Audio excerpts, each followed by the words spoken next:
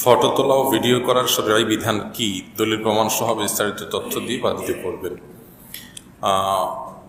Photo তোলা, যেটাকে আমরা মোবাইলের মাধ্যমে আজকাল তুলে থাকি, ফটোগ্রাফি যেটাকে বলি আমরা, এই ফটো তোলা এবং ক্যামেরা ইত্যাদিতে ভিডিও ধারণ করা, এটির বিধান নিয়ে ওলামা ইকরামের মধ্যে মত পার্থক্য আছে। অনেক ওলামা ইকরাম এটাকে নাজায়েজ এবং গুনাহের কারণ বলেন এবং তার দলিল হলো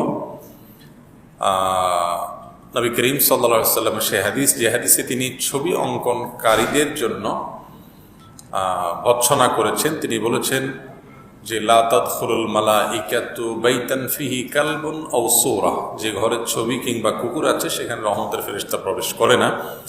অন্য হাদিসে নবী সাল্লাল্লাহু আলাইহি ওয়াসাল্লাম লানত বা আল্লাহর রহমত থেকে দূরে সরার বদদোয়া করেছেন ওই ব্যক্তির জন্য যারা ছবি অঙ্কন করে।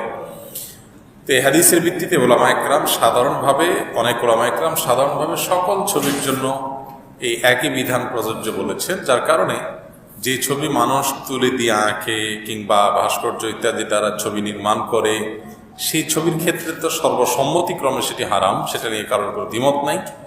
বাট যেটা মানুষের ছবিকে আয়নার মতো করে ধারণ করে ফটোগ্রাফির মাধ্যমে, সেই ছবিকে অনেক ওলামা ইকরাম নাজায়েজ বলে, যেহেতু হাদিসে আমভাবে সব ধরনের ছবির কথাই নিষিদ্ধ এবং লানতের কর্মকাণ্ড হিসাবে উল্লেখ করা হয়েছে ছবি তোলাকে। তো সেই জন্য আর অন্যান্য ওলামা ইকরাম অনেকে এটাকে জায়েজ বলেন এবং তাদের দলিল হলো, যেহেতু নবী করিম সাল্লাল্লাহু আলাইহি ওয়াসাল্লাম যে ছবির কথা বলেছেন সেটি সেই 1450 বছর আগে তার আমলে, তার সময় বা তার আগেরকার সময়টাতে যে ছবি অঙ্কন করা হতো তিনি সেটাকে নিষেধ করেছেন এবং সেটি ছিল একটা মানুষের অবিকল আরেকটা রূপ বা আকৃতি তুলি দিয়ে বা কিছু দিয়ে অঙ্কন করা বা তৈরি করা, পাথর দিয়ে কোনো কিছু দিয়ে হুবহু একটা মানুষের আরেকটা আকৃতি তৈরি করা, এটা।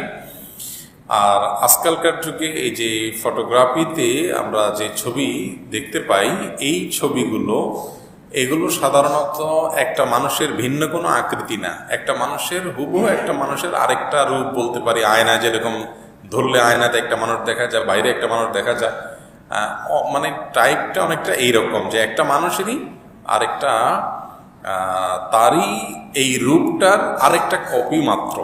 এটাকে কোনো প্রকার পরিবর্তন করা হয় না, নিজে সৃষ্টি করা হয় না। এটা যতক্ষণ পর্যন্ত প্রিন্টেড না হয়, একান্ত প্রয়োজন ছাড়া যদি কেউ প্রিন্ট করে না হয়, তাহলে এটা যতক্ষণ পর্যন্ত সফট কপি থাকে সেটাকে অনেক ওলামা ইকরাম জায়েজ বলেন। এবং এই মতটা দলিলের দিক থেকে নানা কারণে, যুক্তি দলিল এগুলোতে যথেষ্ট শক্তিশালী মনে হয় আমার কাছে, আল্লাহু আলাম। আর তবে এটা ঠিক যে যেহেতু ওলামাদের ইখতিলাফ আছে এবং বিষয়টা হালাল হারাম নাজায়েজ জায়েজের ব্যাপার, জায়েজ না জায়েজের ব্যাপার, সেজন্য এহতিয়াত এবং সতর্কতা হলো বিনা প্রয়োজনে ছবি তোলা থেকে বিরত থাকা। একান্ত প্রয়োজন আছে তুল্য, আবার সেখানে মেয়েদের ছবি তুললে সেখানে পর্দার খেলাপের ব্যাপার স্যাপার থাকে, প্রাইভেসির ব্যাপার স্যাপার থাকে, সেগুলো রেয়ায়ত করাটা সর্বাবস্থায় কর্তব্যের অংশ।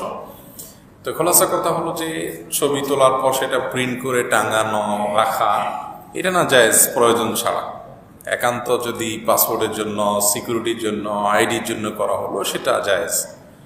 আর এর বাইরে আপনার শুধু ছবি তুলে কেউ মোবাইলে রেখে দিল, সেটা যদি শরিয়ার সীমা লঙ্ঘন না করে, তাহলে সেটা অনেকগুলো জায়েজ, যেহেতু এটা সফট ভার্সন। এবং হাদিসে যে ছবি অঙ্কনের কথা বলা হয়েছে সেই সময় যে ছবি ছিল এটা সেটা না, এটা ভিন্নতর। এই পার্থক্যটা অনেক ওলামা করেছেন, অনেকে করেন না। সতর্কতা হলো একান্ত প্রয়োজন ছাড়া, যেমনে সেমনে আজকাল তো এমন একটা রোগ হয়েছে, ছবি ছাড়া কিছুই মানুষ করে না, শুধু নামাজটা বাকি রয়েছে। কয়েকদিন পরে হয়তো নামাজেও সেলফি তুলবে মানুষ, যে নামাজটা পড়লাম, ফেসবুকে দেবো কীভাবে আমি নামাজ পড়ছি, এই জন্য তুলে দিলাম। আল্লাহ তাআলা মাফ করুক, এটা এক ধরনের প্রদর্শন প্রিয়তা, এটা একটা রোগে পরিণত হয়েছে। বিশেষ করে ইবাদত বন্দেগী, ভালো কাজ, এটা ছবি দিয়ে প্রচার করার একটা মানসিকতা। আমরা সুন্নাহ ফাউন্ডেশন তরফ থেকে যে চ্যারিটি কাজ করি, সেগুলো আমরা ছবি তুলতে হয়, কারণ মানুষের কাছে জবাবদিহিতার ব্যাপার, এভিডেন্স প্রমাণের ব্যাপার, সেটার জন্য। জাযাকুমুল্লাহ খাইর।